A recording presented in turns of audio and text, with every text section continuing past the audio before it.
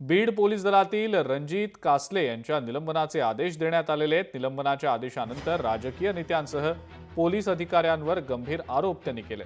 कल्याणहून पनवेलच्या दिशेने जाताना रणजित कासलेंच्या गाडीवर हल्ला झाला होता। गाडीची काच मुंडेंच्या समर्थकांनी फोडल्याचा आरोप त्यांनी केला आहे। कासलेंनी केलेल्या या आरोपांमुळे आता राजकारणामध्ये खळबळ माजली आहे।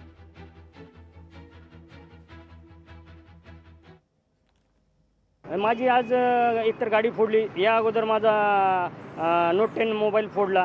म्हणजे डायरेक्ट मुंडे साहेबांनी नाही, पण त्यांचे कार्यकर्ते येत असतात नेहमी। धनंजय मुंडेंचं काही नाही, फक्त निखिल गुप्ता सरांचा हात आहे। मग निखिल गुप्ता सरांचं मॅटर झालं, मला 12 तासात सस्पेंड केलं। लोकांना न्याय द्यायला एखादी बलात्कारित पीडित व्यक्ती जर आली ना पोलीस स्टेशनला, तर 48 तास लागतात। आणि यांनी माझी इन्क्वायरी करून 12 तासात मला निलंबन केलं। म्हणजे बघा, गृह मंत्रालय किती फास्ट काम करतंय आपलं। ज्यावेळेस निखिल गुप्ता सरांचे CDR निघतील त्यावेळेस मी सर्व पुरावे महाराष्ट्राला देईन, कारण एकदाच सर्व काही पुरावे देऊन मला हे नाही करायचं। फक्त माझा विश्वास आहे एकनाथ शिंदे आणि गृहमंत्री यांच्यावर। मला जर न्याय भेटला नाही 5व्या दिवशी, एकतर मी काहीतरी सुसाईड तरी करेल, नाहीतर वाम मार्गाला जाईल एकदम। लोकशाही मराठी ऐका, पहा, जागरूक रहा।